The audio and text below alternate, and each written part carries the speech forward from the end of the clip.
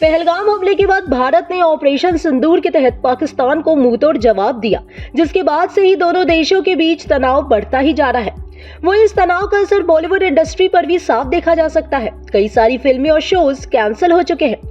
ऐसे में अब बॉलीवुड के दिग्गज अभिनेता सनी देओल भी फुल एक्शन मोड में आ गए हैं। दरअसल अपनी फिल्मों में आतंकवादियों के चिथड़े उड़ाने वाले सनी पाजी ने अपनी अपकमिंग फिल्म लाहौर 1947 को लेकर एक बड़ा कदम उठाया है। खबर आ रही है कि सनी देओल की अपकमिंग फिल्म लाहौर 1947 की शूटिंग बीच में ही रोक दी गई है। जी हाँ, बॉक्स ऑफिस वर्ल्ड वाइड के मुताबिक सनी पाजी ने लाहौर 1947 को बीच में ही रोक दिया है और साथ ही अपनी अगली फिल्म यानी कि बॉर्डर 2 पर पूरा फोकस कर रहे हैं। दरअसल बताया जा रहा है कि लाहौर 1947 का करीब 15 दिन का शूट बाकी था, लेकिन सनी देओल ने फिलहाल इसे रोक दिया है। सूत्रों के अनुसार सनी पाजी ने ऐसा इसलिए किया क्योंकि उनका मानना है कि भारत पाकिस्तान के बीच चल रहे तनाव के माहौल में उनकी फिल्म पर इसका गहरा असर पड़ सकता है। उन्हें डर है कि इसे गलत तरीके से पेश किया जा सकता है, खासकर इस तनाव के माहौल में। दरअसल लाहौर 1947 विभाजन की कहानी पर बेस्ड है। वहीं हम आपको बता दें कि बॉलीवुड के ऐसे कई सितारे हैं जिन्होंने इंडिया पाक तनाव को लेकर अपना गुस्सा जाहिर किया है। तो चलिए हम आपको दिखाते हैं उनके ये वायरल वीडियो। इंडियन आर्मी ने जो जवाब दिया, क्या कहेंगे? जो चलाया है, क्या कहेंगे? देखिए, देश जो है युद्ध में है, तो ऑब्वियसली हम सब बहुत ज़्यादा नर्वस हैं।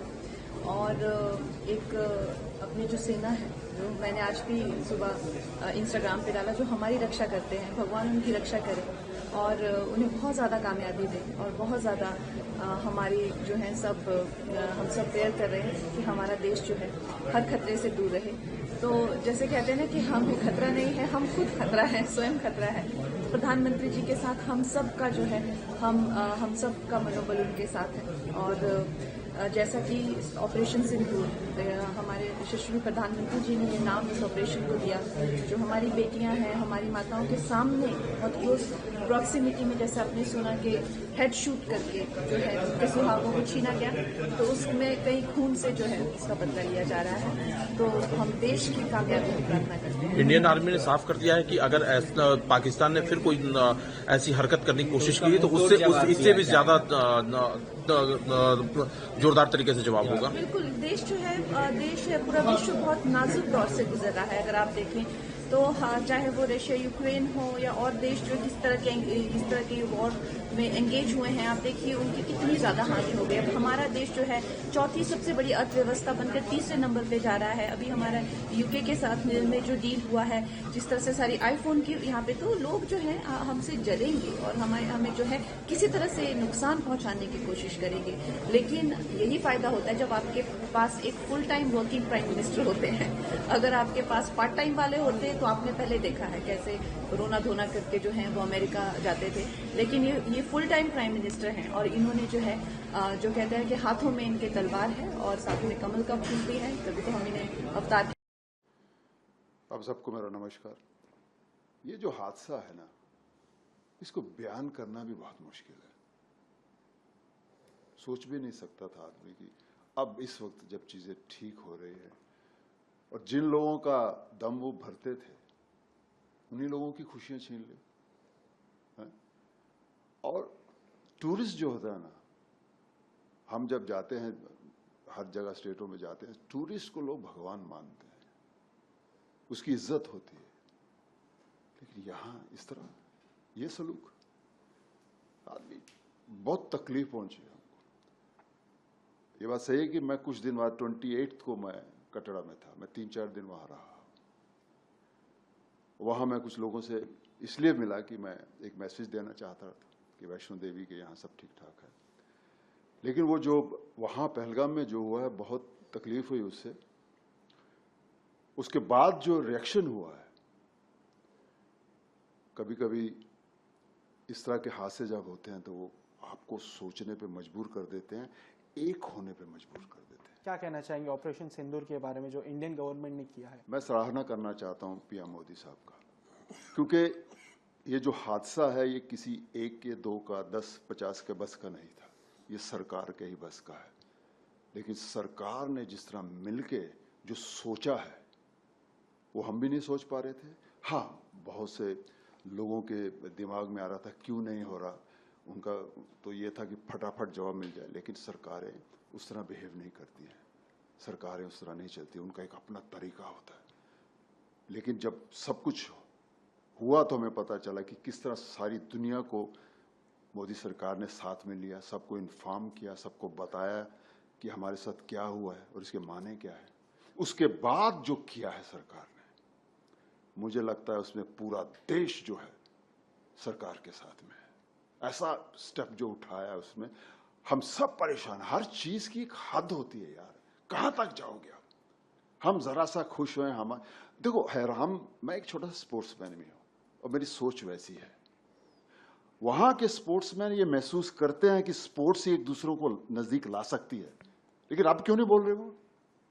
वो कौन सी चीज है जो उनको मजबूर कर रही है यहां आके तबाही मचाने का, और फिर उम्मीद रखें कि यहां के स्पोर्ट्समैन उनके साथ हो जाए, यहां का फिल्म स्टार उनके साथ में हो जाए?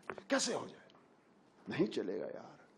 हम अपने देश में बहुत सारी गलतियां निकाल के लोग सरकार को बताने की हिम्मत रखते हैं, और अब जब बाहर का कोई हमारे साथ करेगा, अब देश चुप नहीं रहेगा भाई। जो वहाँ के जो एक्टर्स हैं, यानी पाकिस्तानी एक्टर्स को इंडिया में बैन कर दिया गया है।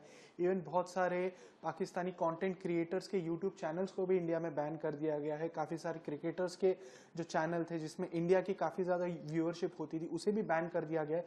तो एज एन एक्टर मैं जानना चाहूँगा, एज ए सिटीजन कैसे देखते हैं सर आप इसे?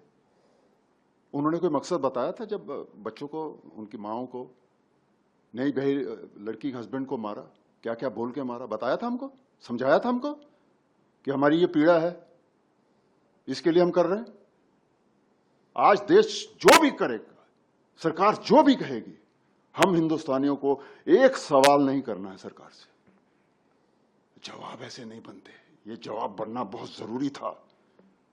अरे यार, वो टीवी पे उस बच्ची जो शादी जिसकी हुई थी, उसका इशारा करना मार डाला उसको। साला ऐसे निकल पड़ो बस।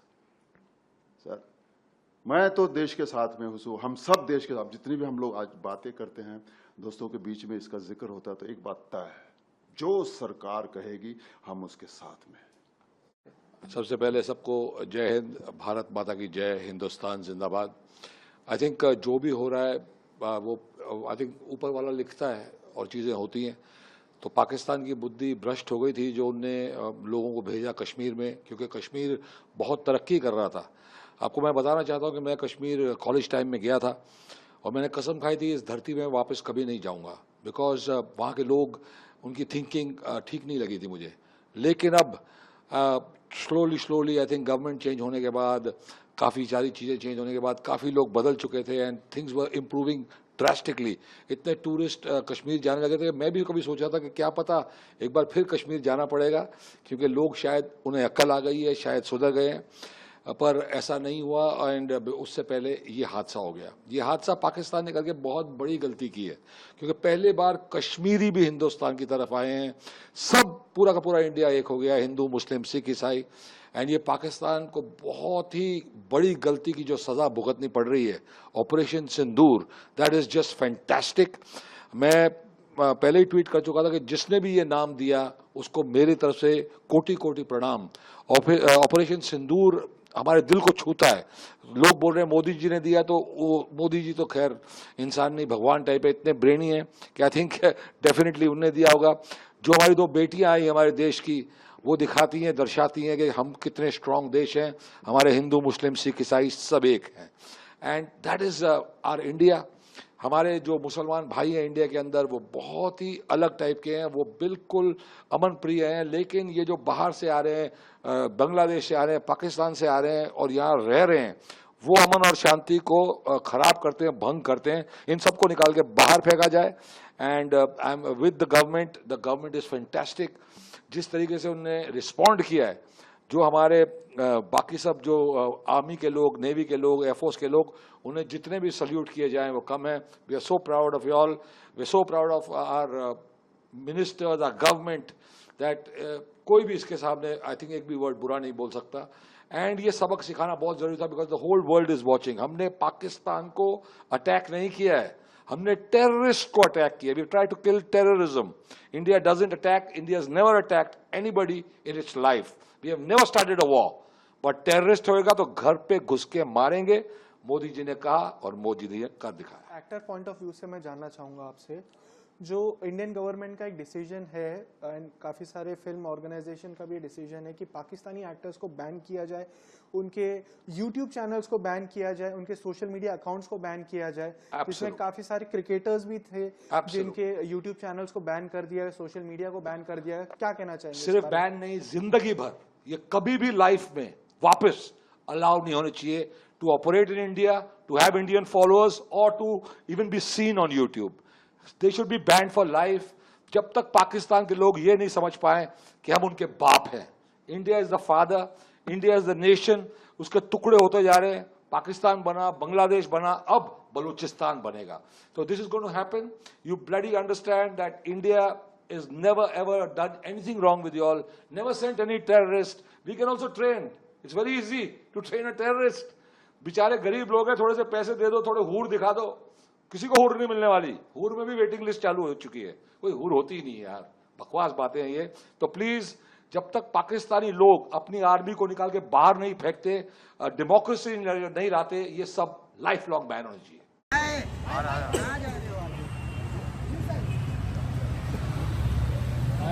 सर अंदर आ जाओ ना, अन्ना अन्ना अंदर आ जाओ ना। सर थोड़ा पीछे, सर थोड़ा पीछे, थोड़ा पीछे। Sir wait, sir wait. अरे यार,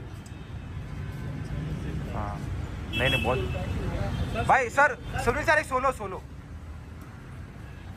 वेट वेट वेट अन्ना। सर ऑपरेशन सिंदूर के बारे में क्या कहना चाहोगे?